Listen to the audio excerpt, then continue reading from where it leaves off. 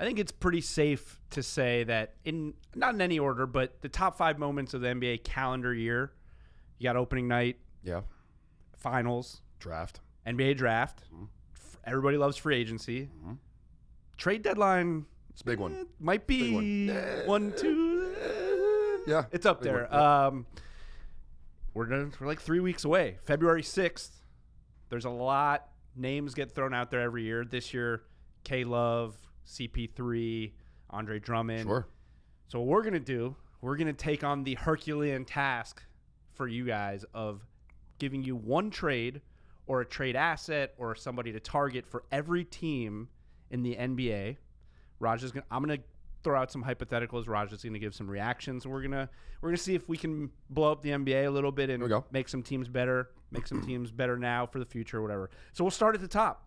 We're better to start than the best team in the NBA right now, the Milwaukee Bucks.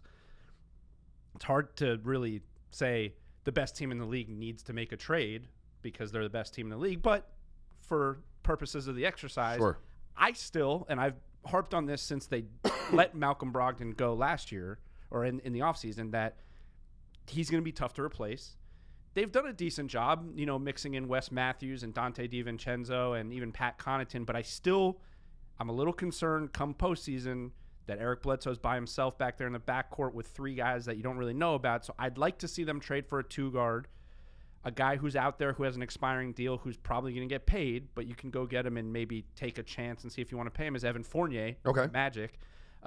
He gives you offensively what Malcolm Brogdon had, which was, that ball. He can handle the ball. He can switch over to the one if you need him to, and he's a shooter. Right. He's making $17 million, so you'd probably have to do like Ersan Ilyasova, who makes $7 million. You'd probably have to give up Dante DiVincenzo. I don't know if you want to do that just yet, and some other pieces to make the money work. But what do you think? Evan Fournier goes to the Bucks, and maybe they throw in a pick for the Magic's trouble and a young player. So I'm going to operate purely in a vacuum with these trades, right? Because I'm not going to get into the money and all of that for people way smarter than me. But for what that does on the court, I would sign up for that. Evan Fournier or a player like that. Drew Bledsoe at times in the playoffs. Not Drew Bledsoe, but Eric Bledsoe at times. Terry Rozier. Terry Rozier. At times he can, be hit or miss, right? And it still remains to be seen whether, that becomes a steady thing for him. But I think with Giannis and Chris Middleton, you want another guy that can kind of go get his own shot when he needs to be able to go get his own shot, but can also spot shoot when those guys are going to work. So some kind of piece like that, and ideally it would be able to play 1 through 3, So Evan Fournier, you could kind of, move him maybe even, to the 1 or the 2, and then you could play off of him. So that's a good name, but a player like that certainly – I would want insurance for Eric Bledsoe in the playoffs if I was Milwaukee. Yep, and even if Bledsoe plays great, there's still some questions there with Wes Matthews is a little older. He's up and down. And not meant as a slight at Eric Bledsoe, but like if you're trying to make it, you're assessing what could potentially be a weakness. Well, and you can only go off of what you've seen. And last year he was not good in the playoffs. Okay, so maybe the Bucks can go get a wing player, maybe not. We'll see. But Evan Fournier, interesting name. You're going to hear a lot at the trade deadline, so keep an eye on that. The Celtics, they're having a good season. Better season than I expected. They're 3rd in the East right now. I think a lot of people had higher hopes for them than I did because I thought losing Al Horford would be massive for them. It hasn't impacted them a ton just yet. They're still a good defensive team. They're one of the best teams points in the paint defensively. They're up there in blocks. But you see some cracks when they play teams with good bigs. They've lost twice to Philly, and the second time was without Embiid, and Horford was the one who started at the 5. They've lost to Toronto. They lost the other night to the Pistons with Andre Drummond. So to me, there's a lot of talk. Do they go out and do they get a defensive rim-protecting big man? I'm going to throw a few names out there that are interesting contract situations that could fit. I'm going to see which one you like the most to potentially go there. All right. Andre Drummond's a guy who's out there a lot. He's got a player option for next year that everyone's assuming he's opting out of so he can get paid. And that's more of a future play too because he's only 26. You got Marc Gasol and Serge Ibaka. I don't necessarily imagine that the Raptors want to do this to make the Celtics better, but they're both on expiring deals. Right. And the guy who's really interesting to me is Tristan Thompson. He's quietly having a really good year in Cleveland. They're awful. He's in the final year of a deal making $18 million, and he would fit perfectly next to that 4-headed wing monster of Kemba Walker, Jaylen Brown, Gordon Hayward, and Jason Tatum, and I think it would be a little easier to make the money work with him only making $18 million. All the other guys make over 20. Yeah. If I'm the Celtics and I'm trying to make money work and I'm factoring in what I'm going to have to pay him and having to pay other people down the road, then Tristan is a good look. Like, Tristan is a nice complimentary big rim run, get out and screen. His versatility defensively is really, really underrated. Like, he can get out and guard. We were switching when I was with the Cavs in the front office. He was switching 1 through 5. Like, he was out there guarding Steph Curry in ISO situations out of pick and roll. So there's real value there. If I wasn't worried about how much I would have to pay him and whether I'd even be able to re-sign him when he opt out, I would probably go Andre Drummond, just because I think that window of opportunity matches up with Jaylen and Jason Tatum's, and maybe even Gordon's if you're able to keep them all a little bit better, right? Like, I think, just coming into prime around 26, I would foresee the future there and a little bit more longevity with that group than I could with Tristan. But yeah, so Andre would be my number one, but that would be purely, again, in a vacuum without taking into account any of the money or anything like that. But if that was a factor, then Tristan would be a great option there, because they do struggle with the Phillies of the world. And even when you're playing Giannis and the Bucks, because Philly doesn't look great all the time. So let's say Philly doesn't get there, you do, and you got to see the Bucks. Giannis is at the rim, and you have to be able to protect that rim, right? Because that's the way they play. So you're going to have to shore up the interior of that defense if you're the Celtics. Yeah, and one thing that's interesting about the last three, not Drummond, because obviously to me he's still a future play. I think you'd have to figure out some meshing them all together, these young pieces. I think if you put in a guy like a Tristan or a Mark or a Serge, they would fit in, because they've been there and they've done it. They're all NBA champions, which is something the Celtics don't have on their roster. They don't have that playoff deep run. Yeah, that's a good experience. So to me, and this will come up a few times in the video, this is the year, if you're a team like the Celtics or you're the Miami Heat or you're a team that's maybe further down in the West, the league is so wide open, go for it. This is the time. Like, there's no Warriors, there's no dominant team. Even the Bucks are not dominant like people think they are. If you have a chance to go get one of these champions that can really raise you to the next level, I think this is the year to go for it. Right. All right, Miami Heat, I'm lumping them in with the Thunder here. This is one deal for the Heat and the Thunder together. Okay. Because I think it would work out for both of them. Goran Dragic is in the final year of his deal, making $19 million, so it's an expiring deal. Justice Winslow, a nice young piece who's played really well, but they haven't needed him. The Heat have been really good without him this year, so he's a nice trade chip. And Dion Waiters, you throw in for the money purposes, and they can just say, Dion, go home. Or maybe they can rejuvenate him. He was good in OKC. The Heat get Chris Paul. And I think, for me, before I get your thoughts on it, I think Chris Paul makes the Heat the best team in the East. I know people are going to think that's crazy, but I just think he fits so perfectly with Jimmy. I think he fits in the Heat culture that everyone talks about.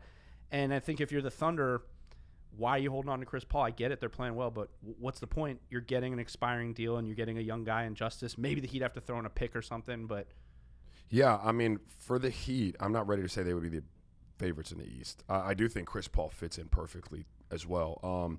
I thought that'd be a destination for him, like right after the trade that sent him to OKC. I thought Miami would be a good look, and that's before I thought Miami was good. I didn't think Miami was going to be nearly as good as they are this year. If I were the Thunder,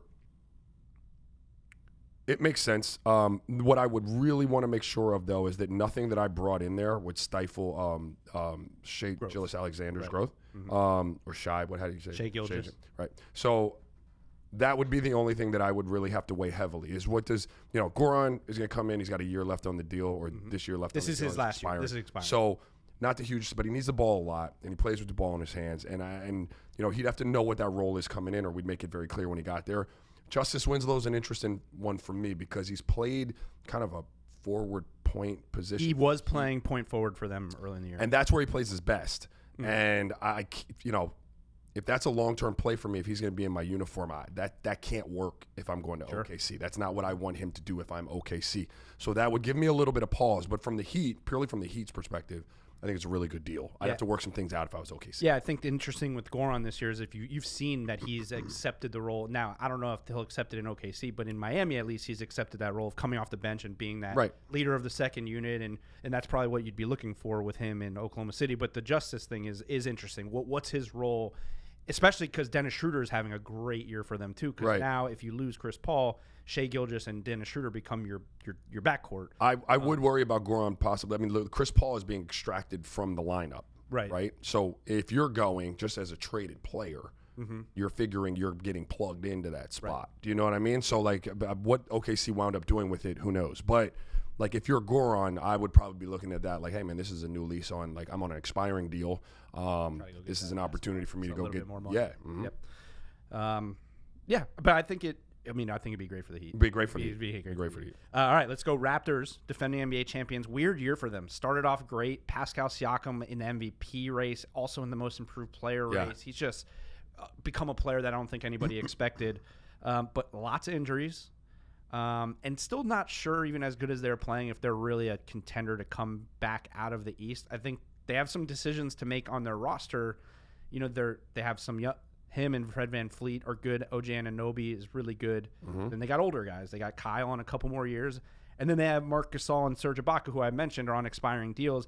I'd like to see them take one or both of those guys and go get a young player or draft picks or assets and start looking ahead a little more and not be in this limbo place. Yeah. Because I just don't think as you're currently constructed, unless Siakam really is even better than we think, I don't think they're built to win the East. Yeah, I don't think they're going to win the East. And so if you were going to go out and lottery it up, like that's one way to approach it. I think that if there's a way for them to, I don't have a name in mind, but I think they are one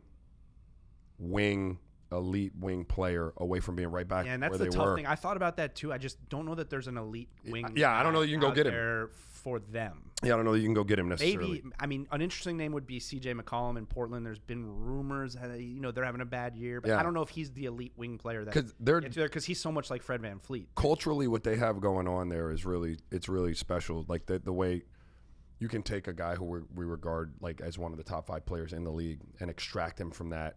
And they don't really, they miss a beat, but they're not missing multiple beats, right? They're still sitting there like, we're still here. So, their player development has to be outstanding. And I haven't been in that building, but I'm just looking at it. Player development, Nick Nurse and his coaching staff, what they're able to do with different pieces that no one saw coming. It's almost like we talked about the Heat and Spo and those guys. Yeah, they really get the most out of what they've got there. So I really do believe that with the emergence of Pascal Siakam, and I do think he's special. I think if you put another really, really elite type of wing player with them, they'd figure out a way to be there because the East is the East, you know? And so, but in the absence of that, and you've got both Gasol and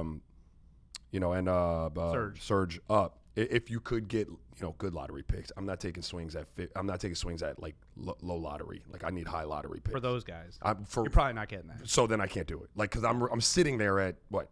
Boston's an interesting look, right? Because maybe Danny is willing to part with some. Maybe would you take Gordon Hayward? He's been stacked. I would take Gordon Hayward. Absolutely. Absolutely. Gordon Hayward was an elite wing in the league. I don't know if that makes Boston better necessarily, but Boston's stacked with wings. Boston. So I don't know. Maybe maybe go get an expiring Mark, and he becomes your starting 5, and you Gordon Hayward is a really good piece because he's so versatile. Like he can play with the ball in his hands and go get it. He can facilitate. Like he's really good at a pick and roll at 6'8". Like he's got a lot of the Boston situation, the unfortunate ankle injury. A lot of that stuff's taking some of the steam out of the sails, if you will. But yeah, Gordon's a really nice piece. He'd be a great fit. All right, Pacers, another team that I actually expected them to be a lot better this year. They're playing really well right now, 5th in the East. I still think their big splash is yet to come. It's not a trade. It's when Vic comes back, right? Because they're still not 100%. So to me, I still think they could use some depth on the wing.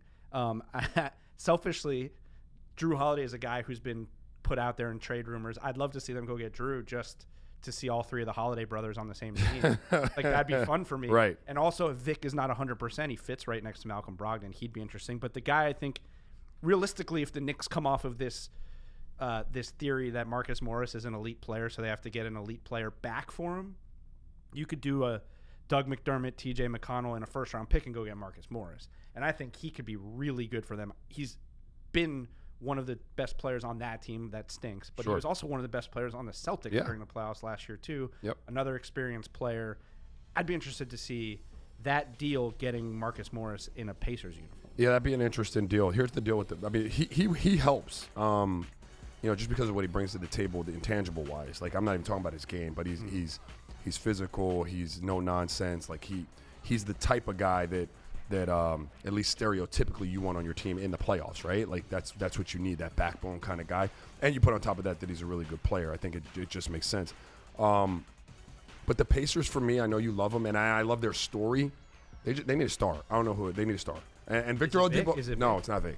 Okay. Vic is a really, really, really, really good player. He's not a star. Do you know? And so I understand. In the absence of that, there are very few of them. And so when you're talking about winning a championship, like we're talking about making the team better, Morris does that. Vic coming back will certainly do that. But it makes you a really good team. It doesn't get you over the hump, in my opinion. Okay, that's fair. I mean, it's fair. And again, a lot of these are because there's just not that guy. That's true. And it's really hard, even when there is that guy out there, to go get him. When you're a team like the Pacers, you look at the roster. Who are you giving up? I mean, you're also not a lot that you probably want to give up right now, because a lot of those young guys look like you're not giving up a Sabonis or Turner or Brogdon. And is anybody? I mean, TJ Warren. If I were to get. Well, the right guy, sure. Yeah, I mean, everyone's got, there's a price on everything, right? Everybody's got a price. $1 million man style. Yeah, I know. All right, Sixers, disappointing year right now. Joel Embiid's hurt. I'm lumping them in with the Jazz on this one, and I'm going to speak this trade into existence because Sixers fans don't really love it. I don't know if Utah fans love it. I don't know if anybody likes it but me, but I'm putting it out there anyways. Two guys who have been disappointing for their new teams this year, Al Horford and Mike Conley. The money works. Derek Favors was really good next to Rudy Gobert. They didn't really replace him. They've gone a little smaller. They've been great record-wise without Mike Conley. Maybe Al Horford goes and rejuvenates himself next to Rudy, and the Sixers get another ball handler, playmaker that they just don't really have right now. It's not a terrible look. I don't hate this, Joe. Okay. I don't hate So you're this. the one who doesn't. I don't hate this. Look. Coming into the year, I thought this made all like Sixers. This was going to be the year.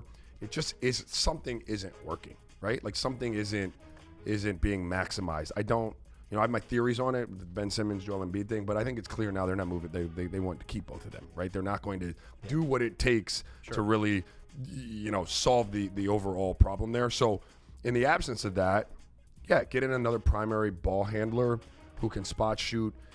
And I think play out of pick and roll a little bit would be important for them. And then Al Horford, going to play alongside Rudy Gobert, the Utah Jazz, with that defensive identity. I think that's a good look. And he needs to play in more of a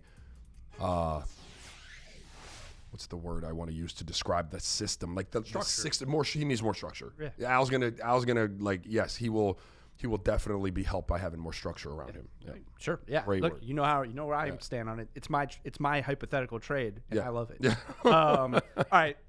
Well, now we get to the dreck of the bottom half of the Eastern Conference. Let's fly through some of these teams. I got for the Magic again. Evan Fournier is that guy, and Aaron Gordon's been talked about a lot too. But Evan Fournier is a guy who's probably going to opt out and get. I think he's going to get paid more than the $17 million that he's making. Mm-hmm. So somebody's going to have to be willing to pay him. I don't know if it's the Magic. They have Terrence Ross. Another guy on a disaster team, in my mind, is Spencer Dinwiddie on the Nets. Played really well, even though they struggled a little bit. But he's been really good without Kyrie. Right. If you're the Nets and you're saying your future is Kyrie Irving and Kevin Durant, I don't know if Spencer Dinwiddie necessarily fits into that future. And not next year, but the year after, he's going to get paid like a starting point guard. Yes. In Orlando, you have Markelle Fultz, who's interesting, and he's playing better. But Spencer Dinwiddie might be a just as good, if not better, option. Maybe they can play together. DJ Augustine's been really good for them, too. And if you're the Magic, you get Evan Fournier, if you're the Nets, you get Evan Fournier, who fits good around anybody because he's a shooter and a creator. Yeah, ultimately, who cares? Right. I mean, it's a great point. It's a great point. We're shuffling pieces, but no, I like Spencer Dinwiddie. It means more for the Nets. For the Nets, correct. They're a fit, contender, and there's going to be a better fit with. I think with the decision is in on whether or not Spencer Dinwiddie and Kyrie can coexist on the floor in the absence of Kevin Durant. With Kyrie back in the media running his mouth, we need more pieces, and we need to. I mean, it's obviously. When you paid him this money to come and change the organization, him and Katie, and he's now in the media saying things need to change, we need more pieces. something's probably going to go down. Not a good right? Yeah. So that brings us to the Nets, who, again, the Nets could do the Fournier trade. The guy who matches money-wise with Dinwiddie is Bogdan Bogdanović from the Kings, who also is probably going to get paid, and he fits. Well, I like him more than I like. Yes, Evan he's younger. for them. He's younger, and he is a shooter. He is right, because Evan is kind of a hybrid. Like he Right. plays with the ball in his hands, but he can spot shoot. Right, like he's I'm sure he's off the ball more now than he's been in the past. But he started as a kind of point guard, so he's going to want the ball. This guy's going to do his job. He's going to spot shoot. And you give me that and youth, and I'm probably going to take that if I'm the Nets. Yeah, I think that's an interesting one, and the money matches up, so it's easier to do. And a lot of these trades, I made them easy because the money matches. Right. I'm not There doing. you go, right. I'm not doing 3-team trades. Listen. All right, Hornets actually having a better year. Devontae Graham. Maybe if he was playing this way last year, Kemba wouldn't have chose to leave because he had another guy who could take the burden off. I don't know. Probably not. He probably still would have left. They don't have a franchise guy, and I'm not saying they're going to get a franchise guy, but Andrew Wiggins is having a really good year, and that we know that organization's a mess. Yep.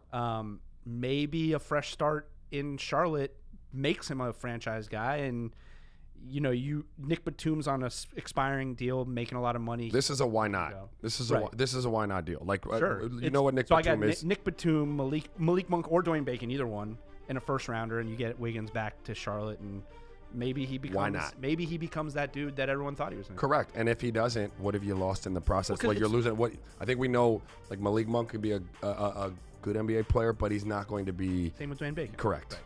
Yeah, and it's just so hard when you're in those small markets. You either You have draft to take swings at draft or trade. You're not getting a franchise guy in free agency, so why not, right? Correct. Bulls.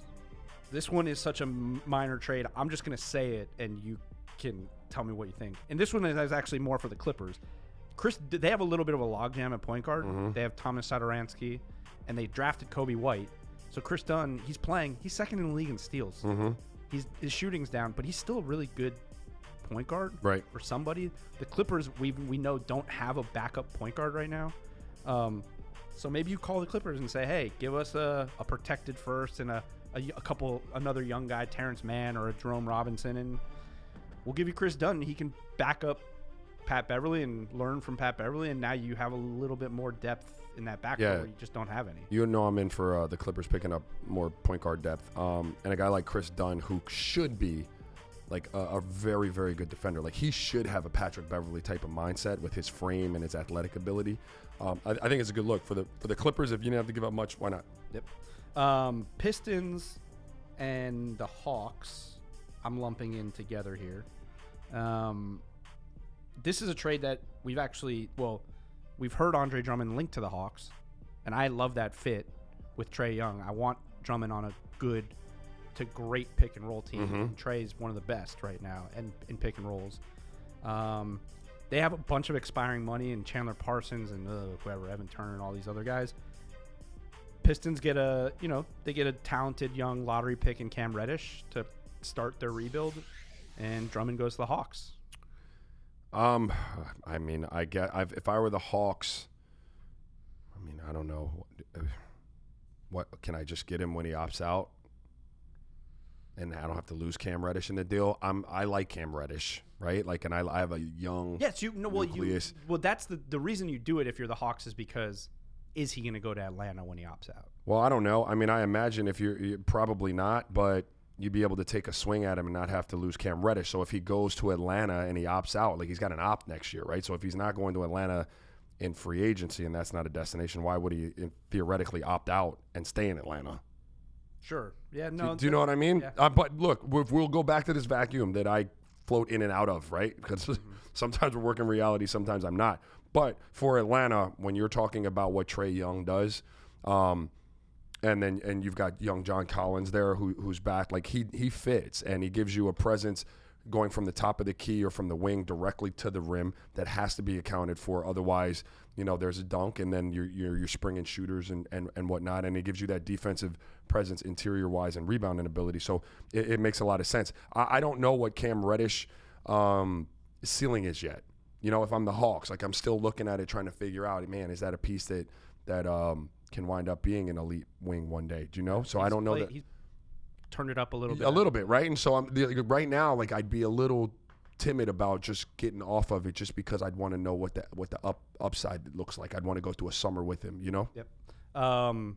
The Knicks. We don't have to dive too much into the Knicks. They're a mess. And I think the deal that I had with Marcus Morris going to Indy and them getting a first-round pick, it's kind of the best you can hope for right now if you're the Knicks getting another first-round pick, because they need direction.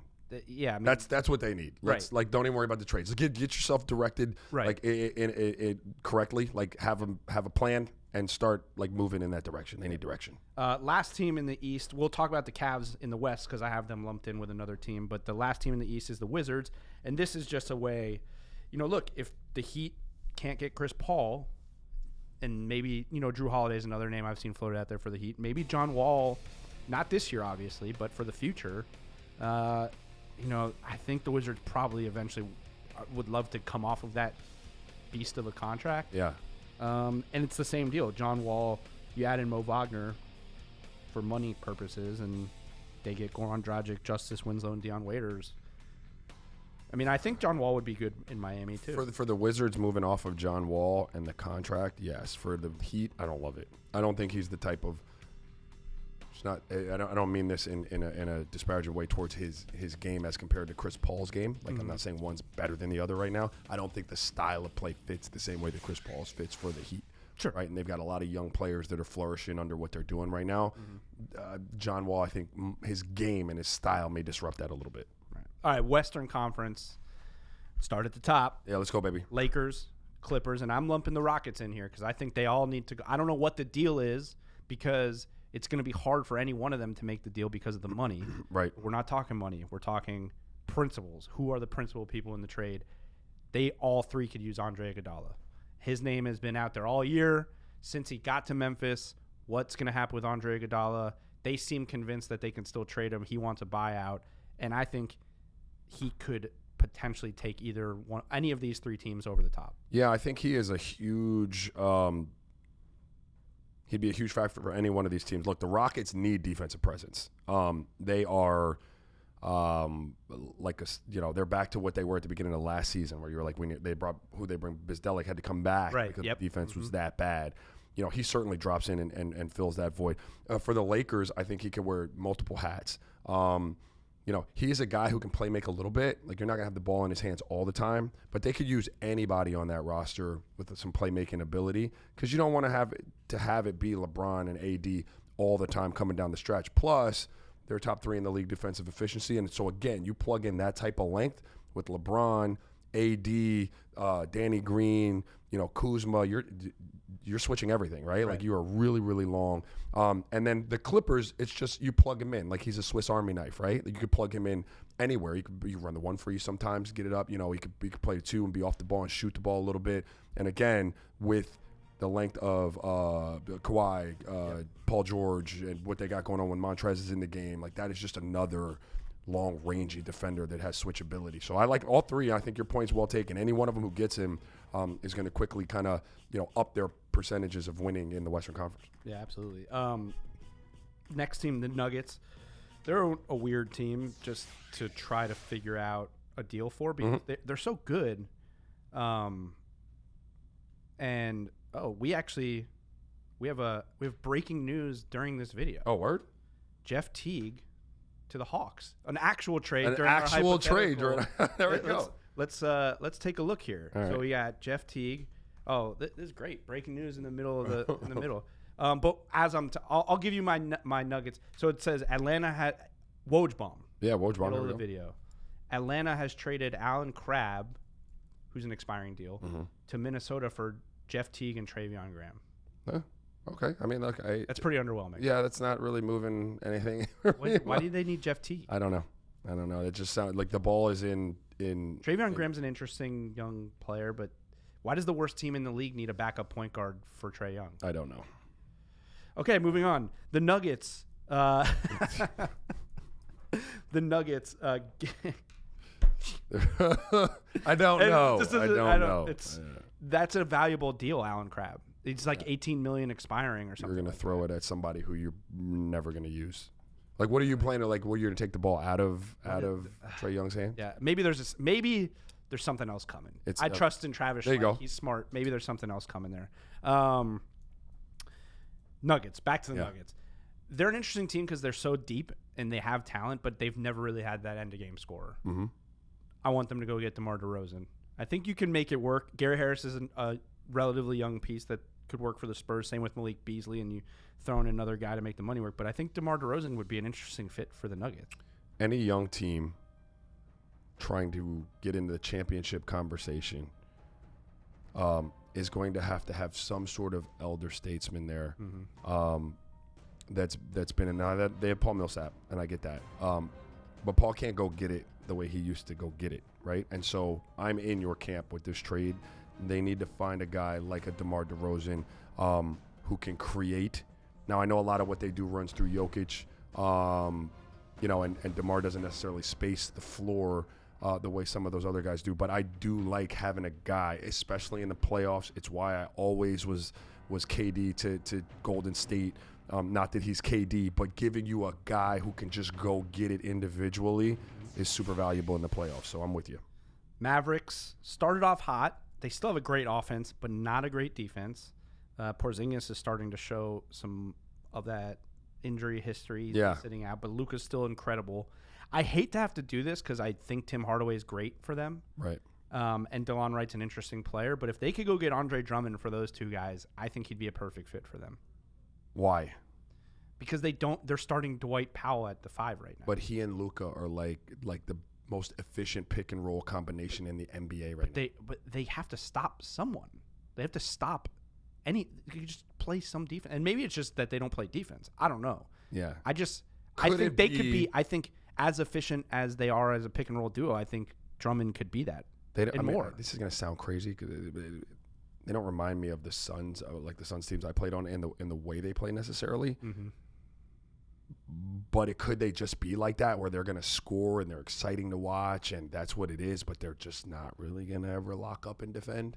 Maybe. Because I don't know. Like, I hear you with Andre Drummond. I just think that slows what they do down. Slows what they do down. Is that correct English? Is that grammatically correct? Yeah. I think it slows it down. I'll allow it. I thought you'll allow it. I think it slows it down. I think, Powell, because he's so athletic and he gets into him and he gets out of him and he's on top of the rim as fast as he is, I think that puts a lot of pressure on that D and allows a lot of other people, other than Luka, to eat off of what Luka does, So I'm reluctant to sign off on that one. I don't know that I'll allow it. All right. We'll see. All right, we'll see. I mean, hey, look, he's going to wind up in Dallas, and then you'll be able to come back on and flashback. Yeah. Grizzlies, also another team. They've won 6 in a row. They're in the playoffs right now. It's crazy. Ja Morant is a beast. He's the lock for Rookie of the Year. Yeah. Even if Zion played, I think he would have got it. When I was I spent 1 year in Memphis, and the interesting thing that happened there, and these guys are obviously totally different, was we traded for Zach Randolph, and it rejuvenated his career, and it sort of changed what happened in that organization and took him to the next level. And I'm not saying that Danilo Gallinari is a guy who's going to take your organization to the next level or rejuvenate it. But, again, if you're the Thunder, why are you winning? Like, what is that? This roster, as it's currently constructed, it's just middle of the road forever. Right. The Grizzlies need another scorer next to Ja, another shooter next to Ja, and maybe they go get a veteran presence for that team who sort of changes his narrative of his career. You give up some expiring deals and a draft pick, and you see what happens. You're already a playoff team, so you just become a better playoff team. Blah. I'm like, yeah, blah. That's blah. I mean, Danilo Gallinari, I like Danilo. I think he's a really good player. I think the bigger story there is like what Oklahoma becomes at the deadline. Are you buyers or are you sellers? Because they're sitting there now, like they're in no man's land by no mistakes. But it's hard culturally when you're a front office to say, hey man, we're sitting here in the playoffs and we're going to liquidate. Right. I mean, they're brilliant in one regard, right? You build a team, you got everybody's trade value all the way up, right? Because you're really well, and then you can liquidate and hopefully get assets that become your future. Sure. But it takes a lot of gumption to do that. You know what I mean? So. Yeah, I mean, I would hope for their sake that they're sellers, just because, like we talked about, I don't know that there's a guy out there they can buy to make them to take them. Right. So I think ultimately, you probably are sellers and you just let Shea keep developing into the star that he looks like he might be becoming. Spurs, LaMarcus Aldridge, I don't think is part of their future. He has not been great this year for them. And like I said, they're still on the brink of the playoffs, but it might just be time to rebuild finally rebuild. They're out of the playoffs right now by a game. I have LaMarcus going back to Portland, who needs a power forward. They really a big who can generate some offense for them. Cantor was great for them last year. Yeah. They haven't really replaced that. Nurk is still hurt. Zach Collins has been out all year. Kent Bazemore's on an expiring deal. And if you're the Spurs, you get Nas Little, he's a nice young piece, and maybe Pop does what Pop does and develops his next nice wing player. Yeah, I mean, LaMarcus to Portland, that would help them right now. I don't know ultimately what Portland's end game is this year, like, or whether they'll even like. I don't see LaMarcus getting them over the hump in the Western Conference, but certainly helpful. And then for the Spurs, I think it's time to really figure out, kind of like the Knicks, but for different reasons. Like, where are we going? Right. What's this look like? Pop, how much more do you want to do it? To your point, are we going to take this thing down to the bare bones and start building it from the ground up again? And I believe them to kind of be at that point. Like the DeMar DeRozan, LaMarcus Aldridge, like trying to keep it together after you lost Kawhi, that hasn't really worked out. So it's time to get a direction, and that might mean leaning out and building from the ground up. Yep. Blazers, our next team, they're struggling this year. They're just trying to throw anything against the wall and make it stick. They did the Whiteside deal, and he's putting up numbers and losing. Yeah. They brought in Melo. He's putting up numbers and losing. So something's got to give there, because my thought process behind this trade is if they don't make the playoffs this year, things are going to get blown up at some point anyways. And the most obvious guy that has value there is CJ McCollum to me, because him and Dame are so similar. And I know it would be tough for them to come off of CJ because they just extended him and he is really that good. But I think, again, to the point of what I made with LaMarcus Aldridge, I think Kevin Love would be great for Portland. And I think they need that guy.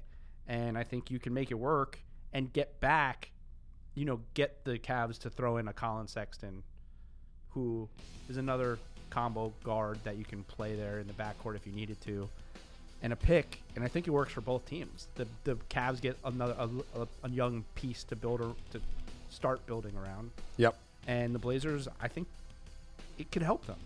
I don't love Kevin Love with 3 more years on his deal. I think that's the tough part of like I don't really love that. And CJ's not that young.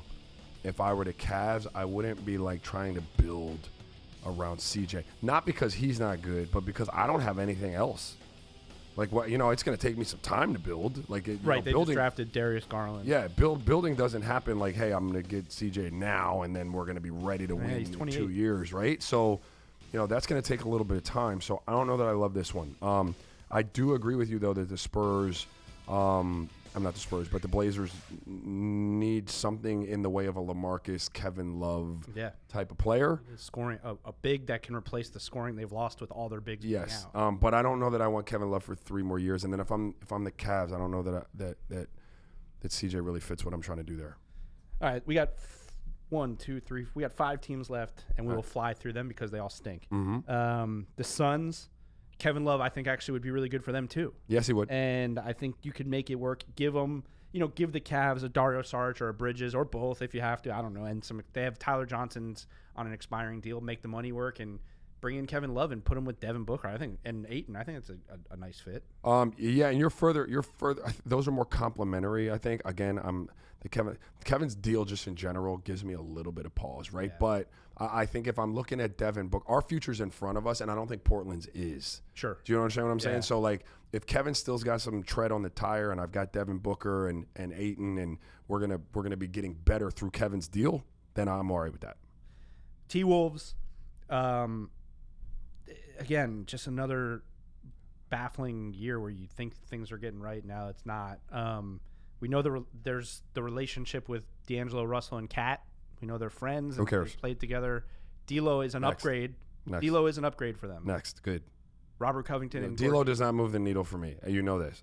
He's a good player, but he doesn't move the needle. Georgie Dang and Robert Covington. They move the needle even less. So yes, they would be good for the Warriors. Yeah. Kings. I'd like to see them go get Al Horford, get some type of veteran presence that they still haven't had. And Bogdanovich is the guy they've been talking about trading. I think Bogdanovich works for the Sixers too, because again, no shooting. Dwayne Dedmon, a big that can replace him coming off the bench. He's not playing at all for the Kings. And Bjelica, who has actually been pretty good for them this year. It's just depth for the Sixers. So I think it works for both teams because the Sixers have a terrible bench, and the Kings have no veteran presence. The Kings need leadership, and not just from on the court. They need leadership from the top down. They've got another team that needs to figure out like what direction we're going in. Can we get a game plan in place? And can we start to execute that with some vision, not just don't draft that guy. I want to go get that guy, and then that guy looks good. And then do they work together? Like, what was your plan here? They never really seem to have one. So, Pelicans, it's simple for me. Get Drew Holiday to a team that can win and let him ride out the rest of his career into the sunset on a playoff team at least. I could say the same thing for J.J. Redick. They're going to snap J.J. Redick's playoff streak. He's never not been in the playoffs. Yeah. Well, I think Drew Holiday, like, they like Drew Holiday. I'm sure they love Drew Holiday. They love Drew Holiday. They want him to be the backbone of. If you can get value for Drew at this point, I think you got to do something because they're bad. Well, David Griffin, I'll just say this. David Griffin would have done a complete 180 on where he stood before the season started, and that's not impossible because circumstances are what they are. But I think they really, like, Drew Holiday's a really valuable player. Any contender would be lucky to have him. Sure. I don't know that the Pelicans, I don't know. I think he's the glue that kind of keeps stuff together down there. That'd be a tough one. Is he? They're 15-26. I'm not saying in a winning capacity. I'm just saying, like, look, he's a vet. Like, he's solid.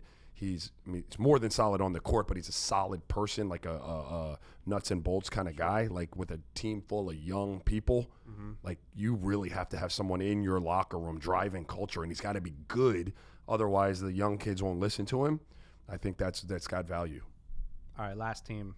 The Warriors. We've discussed this trade.